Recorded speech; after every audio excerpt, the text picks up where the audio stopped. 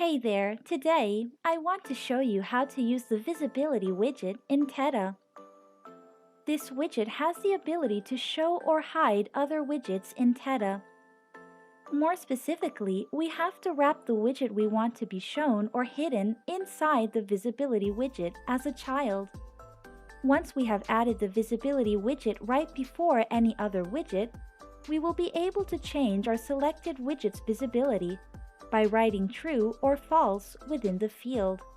Remember, if nothing is written within the field, it will be false by default. The visibility widget is quite similar to the offstage widget and the opacity widget. But unlike the opacity widget, the visibility one does not possess a range of values from which to choose.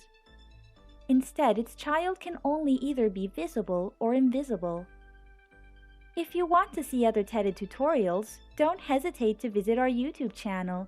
See you next time!